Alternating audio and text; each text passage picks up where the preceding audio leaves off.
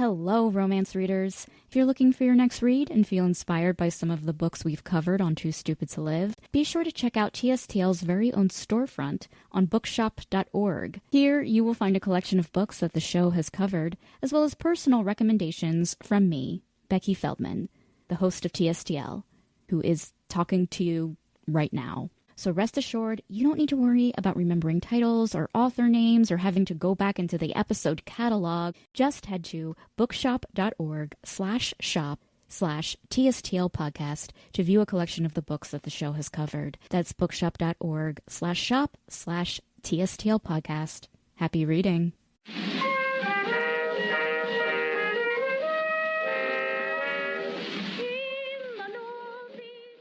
Hello, everyone, and welcome to TSTL with a little extra spice. These are bonus episodes of the Too Stupid to Live podcast, where I talk about all things romance adjacent, which obviously is code for whatever topic I want to talk about. And today, we are headed to the fancy lingerie shop of your dreams, where everyone is welcome, because everyone has bodies, and everyone is beautiful. I have no idea if what I just said makes sense. I'm not the expert, but you know who is? Today's guest. My good friend Marlene Maginot is returning to the show to talk about working at Jenette's Bras, which I have to say, as someone who isn't like the biggest fan of shopping, going to Jenette's is actually one of my favorite shopping experiences in Los Angeles. When you are there, you can't not feel like you're beautiful. This episode is going to make you realize that, a lot of the things that you think are like these major physical flaws couldn't be further from the truth. And you don't need a romantic hero to make you realize that. Sometimes you just need someone who knows your bra size. So strap in and enjoy this episode of TSTL with a little extra spice, all about pretty bras and lingerie. Oh my goodness, Marlene Maginot, welcome back to Too Stupid to Live with a little extra spice. How are you? I'm great. I'm here in my house. Isn't that what we all could hope for? Great in our house. There's nobody in my house. Nice. Which is a real thrill. It's, definitely live it up, in the few hours you have of no one in your house. I love it. Speaking about being in a great place, how has your life changed for the better since last appearing on this podcast, Too Stupid to Live, with your husband, reviewing the Katie Robert, what did we do with Persephone? Yes. Yes. Where I wasn't sure if there was magic or there. And I've read more in the series, still not sure. Okay, cool. Good to know. I don't know if my life has changed drastically. I feel like I'm still the same person. Mm-hmm. Yeah. But with a little bit more knowledge. That is all I want to accomplish on this show, is just to to make other people smarter. Me stay the same. A lot of my coworkers are really into romantasy and fantasy books. And I feel like I read with you and I went, not for me. Right. And I feel like I've learned that. Yes. I love that. Yeah. I feel like you kind of need to go through the effort of seeing or experiencing something, whether it's watching or reading, for you to be like, I have so much respect for the people who love this stuff. This isn't getting my juices flowing in a way. It did not get my juices flowing, but I understand that it gets other people's juices flowing, just not me. Yes. You have a respect for it. But I respect that other people like it. I'm not going to say that phrase. I'm not going to, yeah. Yeah, but it's true. I think it's I feel like that phrase I've heard since I've been since I was 3 years old or something. And and it's but it still is very true. You don't yuck someone's yum or yeah. It's true. Okay. Well, you are here on these special episodes of TSTL. I'm calling a little extra spice, where I talk about romance adjacent stuff, which is key, just basically whatever I want to talk about. You are here to talk about working at Jenette's Bras. I shop there for my bras. You sell beautiful lingerie. So I want to talk. So today we're talking about lingerie and bodies and things of that nature. But before we begin, tell me how you found your way to working at Jenette's. So I was a customer first. Mm-hmm.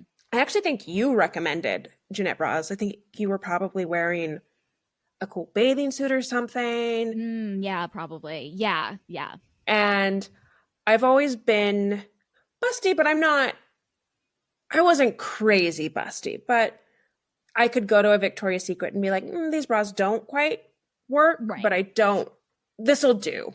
Mm-hmm. Mm-hmm. And then I went to Jenette's and I got fit. Mm-hmm. And I spent so much on a bra. And I remember looking at my bank account going, I cannot believe I'm spending this much money on a bra. Mm-hmm. And then I went again and bought a bathing suit and was like, I cannot believe I'm buying a bathing suit for this amount of money. I've never spent this much money in my life on clothing. But then I wore it and went, oh, I get it. So during the pandemic, I used to work at the UCB Theater, got laid off because no one was going to go see improv comedy during the pandemic. You think they would, And, no. Yeah. So Jenette always writes these little MailChimps and they were hiring. And I went, you know what? Let's see. And so I ended up getting hired. Yeah. And yeah, I started at the Pasadena location and now I'm the manager of the Burbank location. Awesome. And okay, during your interview, what questions did they ask you do you know what I mean? In terms of showing your passion. Crazy. And honestly, it is when you apply to work at Jenette's, there are 3 interviews. Oh, wow. So the first thing is you send, if you're interested, you send an email with a cover letter. If you don't send a cover letter, you're not going to get hired. And they like hiring people that are actually not from lingerie exactly or retail. They hire a lot of actors or people that were in the service industry because it's a service-based job.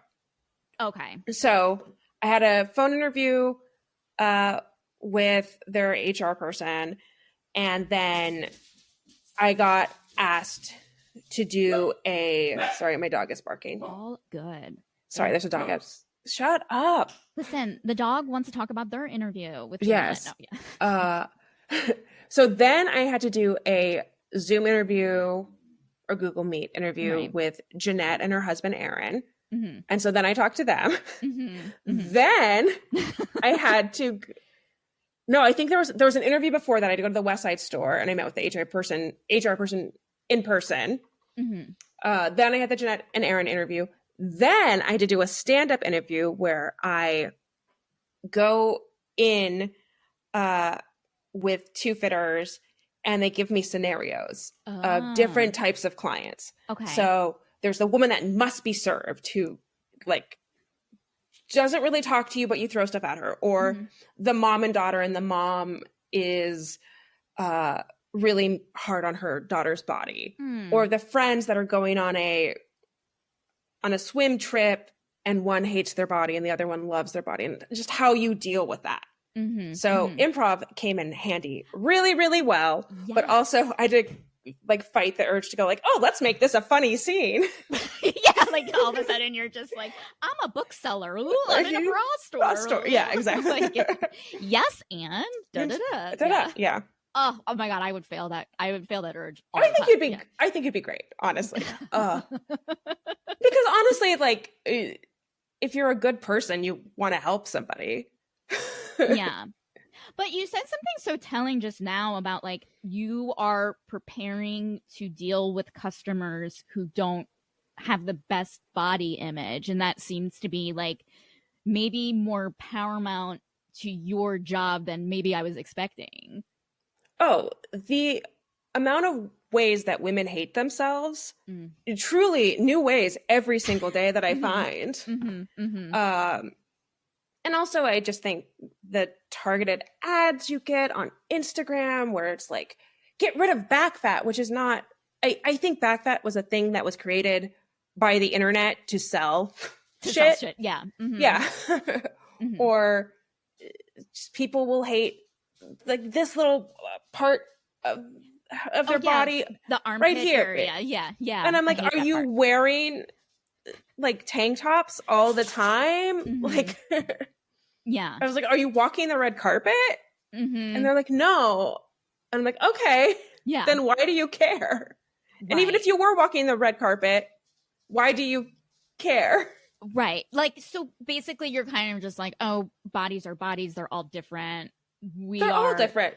Yeah. They're all different, but they're all the same. Yes. Yes. Yes. I know exactly what you mean.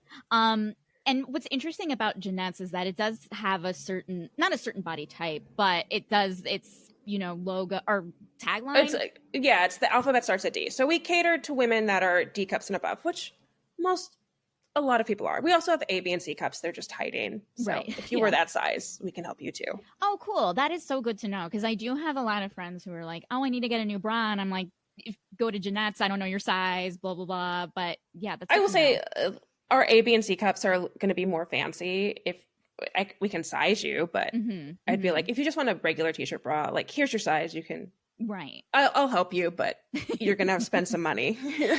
And you might need to. Right. Yeah. But like the thing is that it's a good investment. I think, I mean, obviously when you look at the stuff, like when you're walking by Jenette's and you like see kind of the stuff, you immediately see lace, you see lingerie, but you don't really see as much like, how do I say it? Like day-to-day bras? T-shirt bras. T-shirt bras.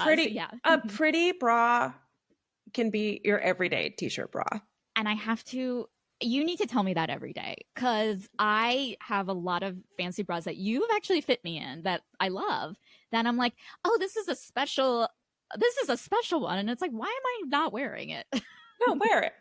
Well, there's a story. I think it was one of my fitters had a client one time, and she had heard a story about a photographer who was like in the Middle East, and she always wore fancy lingerie.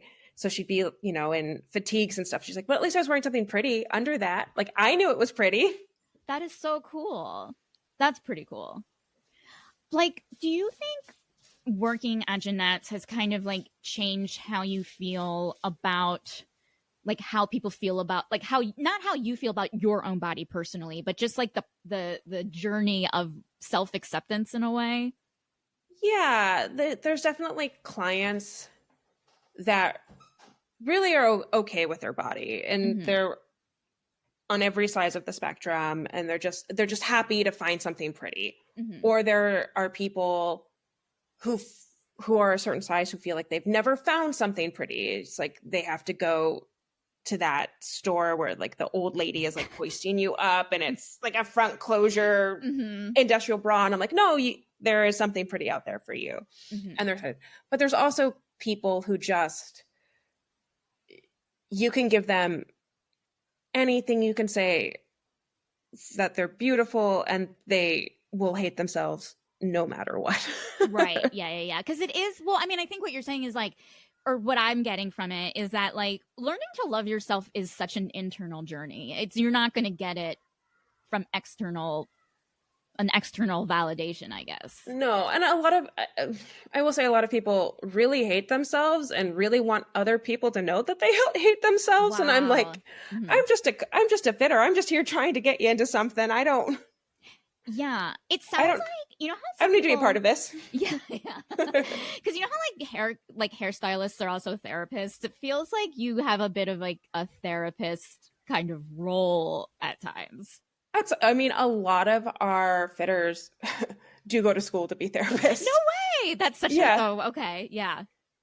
That's a very common pipeline. Yeah. The bra fitting to therapy pipeline. Yeah. But I will say that as a fitter, I'm happy to talk, but that's like my least favorite type of fitting. And I was like, oh no, let's be done. Yeah. Well, I mean, you are seeing people at their most vulnerable. Yes. And it is kind of there's a level of a sacred space in it in a way. I have some people that get a little nervous, and I'm like, oh, it's like a nurse. Like I've seen it all. I've seen all. I I don't care. Right.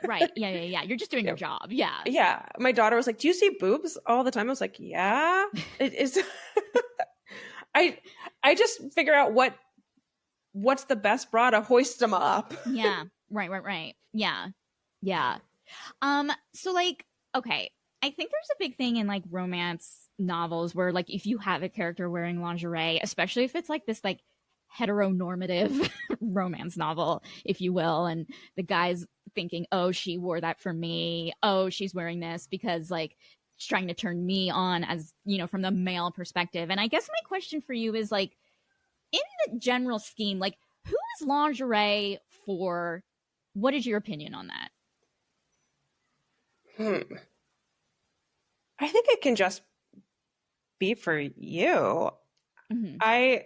It's so funny because I have a lot of lingerie. I work at a lingerie store, so I buy a lot of sets for myself. Of course, and you can, yeah.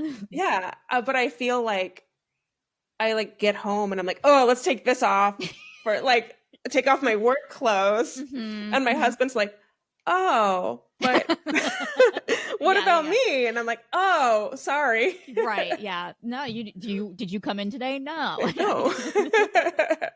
But I do think there's definitely there's lingerie that I call like high heel bras. Like this is a going out, this is a date night bra. But I think it can go either way. I think it can be for sex, but it could also just be, I want to wear something pretty. Right. Yeah. Tell me about like the joy of wearing something pretty, like what it feels like, how it can like make your day better, you know? I'm a clothes horse to begin with. Yes. I mean, you're the person everyone like, I feel like amongst our group, like if people are like, who has the best style, you're number one. Like you are the most stylish of everyone I know. I love clothes. And so the brands that we carry make really beautiful lingerie, and it's like, it can be functional. It can be like the lace is actually doing stuff. If I wish that so many women didn't think that they needed to just have a beige bra to go with everything. I'm like, no, you can just wear whatever you want. It helps make an outfit better. Like the different bras work for different outfits. And like a sexy bra, like a nice sexy half cup you can wear with a nice heart-shaped dress, and it works, but it's also sexy and if it peeks through. Is that answer? 100%. And I mean, like, I feel like, do you ever like, I mean, I guess maybe from my experience being fitted in there, especially going for the first time and just, you know, not having the best body image, just having my mind blown about like, oh yeah, like I can wear whatever I want and I can feel sexy. Like it's just, it's such an easy kind of, it's easy to say, hard to do, and like your mind explodes. Yes. And like there's definitely people who a bra doesn't have to be sexy. It can be functional. And like there are people where it's like, I don't want to feel sexual, and like that's fine too. Yeah. Like I'm happy to give you something that is comfortable, that pushes you down if that's what you want. Right. Yeah. That's okay too. Do you think that there's like a still maybe some sort of stigma against maybe being bustier that like we're not noticing? Yes, completely. I think a lot of women come in and they go, I want to be pushed down. I don't want anybody to see my nipples. God forbid anybody see my nipples, which it's so funny to me, but what? Right. Yeah, for sure. Yeah. Well, I had to have a mastectomy, a preventative one. And I did a nipple sparing one because I wanted to look down and be like, those are mine. Yes. Like when I look down, it's like, I still recognize my boobs. Right. Yeah. For sure. You wanted to like, I'm assuming, maintain a part of yourself. Like, yeah, exactly. But there's definitely women just don't want to, they like push it down. They want to be minimized. But sometimes just having a properly fit bra minimizes you because you're lifted and it gives you a waist. Right. Yeah. You're just automatically like kind of fitted and yeah. It like to the outside eye, it looks smaller. Yeah. It's also funny. A lot of women that are small for our store will come in and think they have the biggest boobs that anybody has ever seen. Right. Yeah. And I was like, oh, okay. All right, C cup. You Nick the game moment. Because you can like tell someone's bra size by looking at them now. Not that I'm saying you ogle at people all the time, but you. Oh, but I can. Yeah, you can. Sometimes it depends on how bad their bra is. Sometimes I'm really off. Right. Yeah. I mean, sometimes, it depends on the brand. As you taught me, it can depend on the brand. So like, it feels like there's like, I don't know, I, as a bustier person myself, and as someone who wears baggy clothes, and just hearing like you talk, it seems like there's this like need to be invisible and feel invisible and push your body down and push it away. Yeah, and I understand that. I have a lot of clients who maybe had some man in their life say something funky, and that's like stuck with them forever. Mm-hmm. And I'm not going to discount anybody for that. I'm not going to make you want to show you. I don't. Sure. I'm not going to make you show your body. Like, yes. No, you have to. Yeah. You're not here. You're not a pimp. No. I just want to get you in a bra that fits. That's all. Yeah. You have one goal. Yeah. Yeah. Mm-hmm. So, but yeah, I do think a lot of women, again, it's like the sexualization of breasts mm-hmm. and just of people's of bodies. And it's like, I don't know what the point is, but no, but I see what you're saying of like, oh, our bodies are more than just sex symbols to other people. Like they're holding us up. Yeah. And it's just, they also, I see all kinds of bodies. I see young girls that are coming in for fittings. I see women that are nursing or after nursing and postpartum. I see people that are in their 90s. Like I've seen every boob of every age. Yeah. Putting that on. Yeah. That's your tagline. I've seen every boob of every age. Every age, yes. I've seen all of them at every stage. Mm-hmm. Mm-hmm. Yeah. I have to ask, and if this is like too personal, you don't have to answer it, but you are the mother of 2 girls, and has like working in this industry, working at Jenette's kind of like shaped the way of like how you maybe are kind of teaching your daughters? Yes. I'm always I want to be aware of, I never want to put my body down in front of them, mm-hmm. because I already see girls in their school caring about things they don't need to care about. Mm-hmm. I see 4th graders with full skincare regimes where I'm like, you have the most perfect skin right now. Why do you need toner? You're right. Yeah. Do you know what toner is? Yeah. Yeah. Like, why do you need wrinkle cream? Like, right. Yeah. And I don't know. The internet is really scary, and thank God they're not on any like social media at the moment. Mm-hmm. Right. Yeah. So I just want to like make sure that they're comfortable in their own skin and know that bodies are normal, like in every size, which I think is so hard now because I don't know what people are getting fed on the internet, but it's just. Oh my God, totally. I mean, I think you still see the same thing, and it's kind of like the same message, but different. Like, I don't know. I just remember, maybe a few years ago, I went to the gym, and like we had a substitute teacher. It was a boxing gym, and we were doing like arm exercises, and I like choose the lightest weights because I'm not there to lift weights. I'm there to punch it. Right. So I just remember the guy's like, 2 pounds, come on, you can go bigger. Don't you want to go to the beach? And I was like, and that was and I think about that a lot because I wanted to I didn't want to be a dick to him. but I should have. And I should have been like, oh my God, I'm not allowed at the beach. Like, I just wanted to see what he would say. Didn't, obviously. But it's such a telling thing of like, oh, those rules of like having a beach body or being allowed to do a certain thing because of based on size, it's still there maybe. And I think, we sell bathing suits, which is that's hard. Getting something into a bathing suit is really hard. And it's a really personal thing. Like, you're putting yourself out there. Mm-hmm. And not everybody wants to be in the tiny itty bitty bathing suit, and that's okay.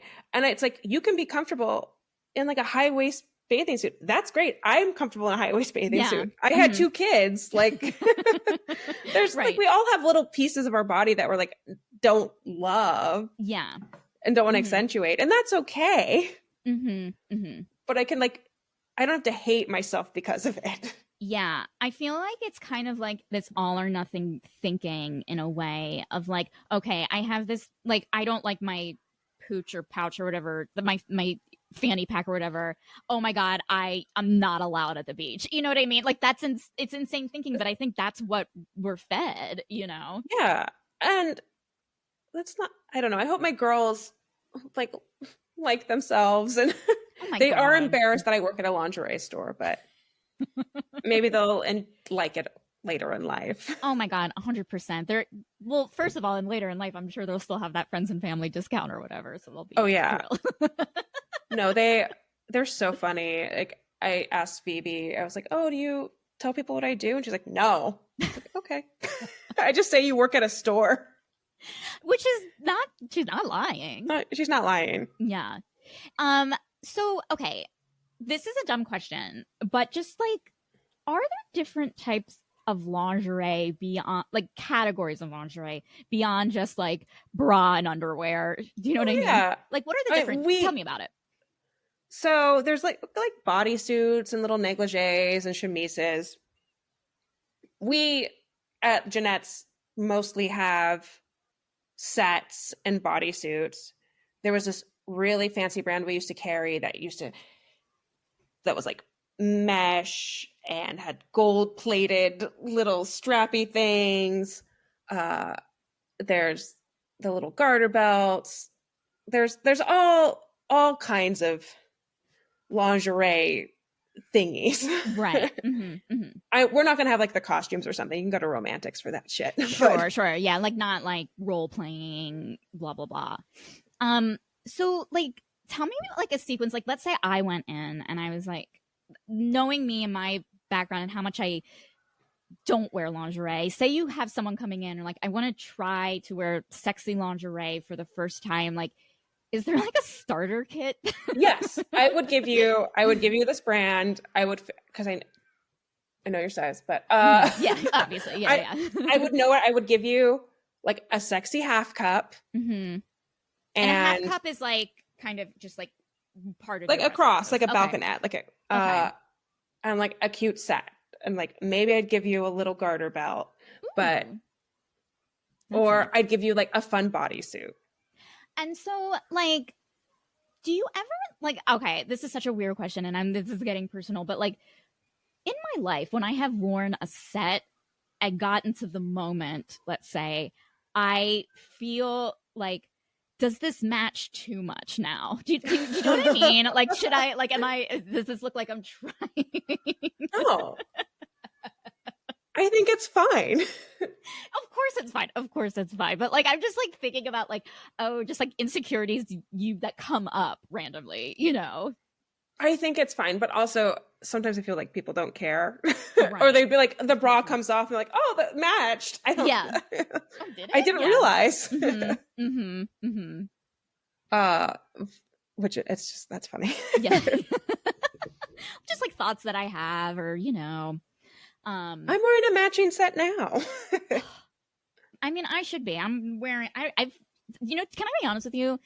I just like forget what I put on in the morning these days. Like, I'm just like, I just pull something out, and then I'll like at the end of the day when I'm changing into my pajamas, like, this is what I wore. Okay, great. Like, I do have to like wear nice lingerie to work, so I do have to think about it. Yes. And go. Sometimes I'll have to somebody will be concerned about something, so I'll show them my bra and go, see. Wow, you really do that. That's crazy. Yeah. Oh my God, I love that. Let's move on then. And I want to kind of go back to the idea of like the stigma against busty women, which is like, I am busty, and I don't, just like sometimes when I read books or you see it in movies and TV of like, when you describe someone, when you see a busty woman, all of a sudden like there's a personality assigned to them, and that personality is like overly sexualized, body, you know. Tell me about that. Like how, like it's just something that I've noticed my whole life. Like Ren Fair. Yes, like women, like yeah, like buxom whorehouses. Yes, like selling mead. Yes, and I have people that come in that want that look. Yeah, I don't know. It's hard. I think I was growing up, I was busty, but didn't know I was busty. Mm-hmm. Is that? Yeah, same. Yeah. But I do remember I was on the bus and somebody said, like, when I was in seventh, and I was graduating high school, and somebody said, when you were in middle school, you had the best boobs in middle school. Wow. And at the time I was like, oh, thanks. And you were in like the yearbook for that? Best boobs. Yeah. Yeah. Mm-hmm. I mean, it's 2025. Now it's fine. Yeah. Because like, come back around. I still think that there's like, I don't know. Again, like you said, everybody's different. I there was a while where like, you know, I started growing boobs, and like they're like, people have an odd fascination with it. They make it their person, like people make it your personality, and you're like, no, it's just my body. Yeah. And I still sometimes like get these moments where like if someone mentions something, even now, where I'm just like, ugh, I feel like I turn back into a 14-year-old again. Do you know what I mean? Of just like, oh no, wait, I'm 40, I'm an adult, like this is fine. Yeah. You know what I mean? Well, it's funny because like having big boobs and then having children, it's like, oh, these boobs, like when I had kids, I was like, oh, this is what they're for. Yeah, for sure. I was like, oh, mm-hmm. I can feed a whole brood with these things. Mm-hmm. Yeah. And then after I had kids, I wanted to be a lactation consultant, and I did that for a little. I like went to school for a little bit for it, and then I was like, oh no, I hate new moms. I don't want to do that. I was like, oh no, this not for me. Mm-hmm, mm-hmm. I'm not going to spend any more money on this. Right. Yeah. But then, you know, and then I had to have a mastectomy. So I think I could have, you get to like choose how big you are. Yeah. Mm-hmm, mm-hmm. And I was like, well, I still want to be busty. I could have been smaller, but I went, but that's my body. Like, that's what I'm used to. Yeah. There is something interesting about that. Like, this is not the same thing at all, but I got a deviated septum fixed, and I was like, to this day, I'm like, why didn't I just get a full nose job? You know what I mean? But it's your nose. Exactly. You don't want to like Jessica Biel? Is it Jessica? Not Jessica Biel. It's Jennifer Grey. Yeah, Grey. Yes. Yeah. Mm-hmm. You want to? You don't want to Jennifer Grey it. Right. Yeah. For sure. Yeah. Okay. Now, before we end, I want to ask you, like, do you have any tips for lingerie wearers, you know, that you usually give, whether it's how to take care of it, how often you should wash them, things like that? Okay. I want people to get away from molded bras, padded bras. I need to do that, and I'll help. I'll try. I understand it's hard, but people are afraid of like, they're like, my nipple. And I'm like, you can still see your nipple with a molded bra. Like, right. I mean, I will say, going back to myself, just knowing that I have been, I don't know, like not wearing a molded bra and like seeing snickering, like that, to like being on stage and seeing snickering, or like being on stage doing a set, coming off and having people be like, I was staring at your tits the whole you know what I mean? And you're just like, like people awful. Are assholes. Yeah. Like they're terrible. We have people, they say that they're a teacher. I'm like, of course, here. Like, I'm not. Yeah. Children are awful. Men are awful. Yeah. Some are nice. Yeah. They're okay. But also some women are awful too. But like, yeah. Mm-hmm. Mm-hmm. but seams are good. Seams are fine. Get properly fit. Like, make sure you know your size, and you're not one size. It's a hinge. Some brands, different cup size, different things are going to fit differently. Also, what you have in your mind of what you think a bra should look like or what it should look like on you, maybe your breasts aren't maybe that style doesn't work the best on you, and be open to trying new styles that you wouldn't try, because who knows, it might change. Hand wash your bras. Don't stick them in the washing machine. They will die. I don't want to say it the last time I washed my bras because it's embarrassing. We won't. You'll get canceled in the bra world. No, it's fine. I don't wash mine nearly enough, and like it's like jeans, when it's exactly. funky. Yeah. Like I'm just like, I look at it and I'm like, oh, it's time, and then But I also like work at a bra store, and I have so many bras, right? But I still like wear like the same 3 over and over and over again. I mean, you're a real human being. Let's be, I know which ones I like. Exactly. And I guess I'm trying to think if there's anything like other tips. I don't know, just be open to trying some fun. If you're going to get fit, try things on that you wouldn't try on. Because you never know. You might like something that you didn't think you were going to like. It's like clothes. You're like, I'm going to try that weird halter dress. Like, if you're there, why not? You might discover something new about yourself. Try stuff on with different necklines, because not one bra is not going to work with every single outfit. And I understand people are on a budget. So 100%. Yeah. Of course. It's like the economy's terrible right now. We have tariffs. Oh yeah, it sucks. Tariffs are real bad. Not a fan. Exactly. Like we're talking about in a time where everything is a little bit more like utopia, Yes. But I don't know. Just be open to trying stuff on, and like, don't hate yourself. I know that's such a hard thing. Such a hard thing. But honestly, like, it kind of makes me feel better knowing other people hate themselves too. I mean, that's such a terrible thing. No one should hate themselves, but it does, like, sometimes I'm assuming a lot of other people do too. Like, not only like as women do we have to be this, we have to be that, but we also have to be confident. We also, like, if we show any sort of like dissatisfaction with ourselves, it's unattractive and we shouldn't be that way, and it's annoying or whatever. And so just like knowing that like other people kind of have these like endless struggles that is all just thinking in our brains. Like, we're not doing anything physical. It's just thoughts on how we feel about ourselves. Like, there is a level of like comfort there,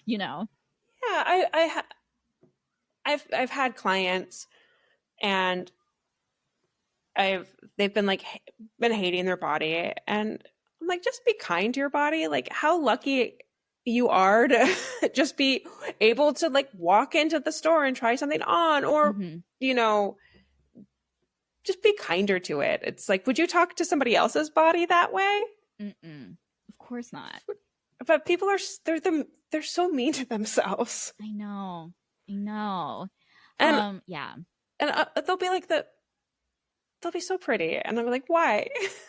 Why do you hate yourself so much? You're beautiful. And you're beautiful, Marlene. No, and that, I mean, but some people have ugly personalities, but most people are very The only ugliness is personalities. Yeah, but they have rockin' bods. Yeah, so they're okay. They can get away with like being mean and stuff. Yeah. Okay, so before we go, I'm going to ask you, okay, what are you like reading or watching or doing that's been like kind of like your escapist / guilty pleasure, but you don't have to feel guilty about it, obviously. What's been your latest escapism hyperfixation? Okay, I'm reading all of the Tom Ripley books. Okay. I'm in the 4th one. I heard the 5th one is shit, so I won't even bother. Okay. And those are the first one is great. The other ones are kind of meh, but I'm already invested. So yeah, no, sometimes it's just, you just gotta go. You started this path, finish it. But he's such a fun little sociopath. So I've never seen the movie, so I guess I'll probably watch the movie at some point. Right. I've been watching Survivor, but old seasons of Survivor. Yes, but that's pretty cool. Yeah. And then Taskmaster, if you've ever, which is great. Never seen Task. Everyone, I feel like so many. Maybe have I seen? Is it the one with the kids and they have to do like duties? Nope, thinking something else. Okay. It's with comedians, with British comedians. Oh, okay. Yeah. It's just a panel show, and people have to do stupid stuff. Oh, I love it. And I think if you search like best seasons of Taskmaster, it'll tell you which season to watch. Okay, and cool. It's very British, love it. but very silly. And what else am I watching? I'm trying to think. Like nothing, because I have children, so I have to watch stuff with them. Yeah. So I can't watch anything because they'll walk in right as somebody is hardcore fucking every single time. That I feel like that always happens.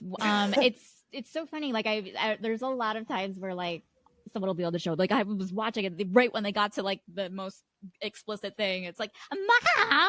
Like, yep. I was watching. Was it Normal People? Oh yeah. And that show was real sex heavy, and just Phoebe just walked straight in, and I had to like turn off the TV as he's going down on her. Like, why? Yeah. I cannot win. So. Well, listen, you are winning because you are helping people find the right bra, and there couldn't be like a more important, like, I don't know, like role that you could play in just like how we wear them every day. They keep us upright, and you're helping people just like live their daily lives with like a little more ease. So yes. You are winning. Oh, well, thank you.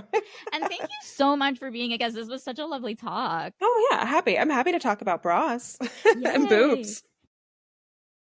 If you liked this TSTL with a little extra spice, feel free to support the show by subscribing to the Substack, tstlpodcast.substack.com. And if you didn't like this TSTL with a little extra spice, like, did you turn it off? Like, you can just stop listening. I don't know what. Too Stupid to Live is part of the Culture Media Network. Thank you so much for listening, and I hope you have a busty and non-beige rest of your day.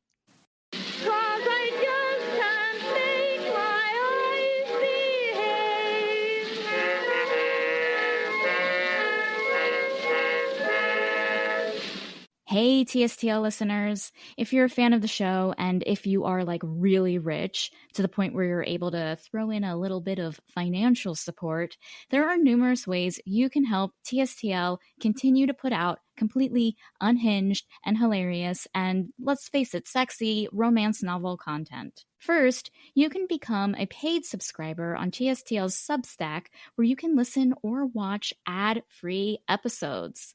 I'll also give you free access to my side project on Substack called Claim by TBD, which is a fictional podcast series about a romance podcaster who gets abducted by sexy aliens, but the experience itself is anything but horny.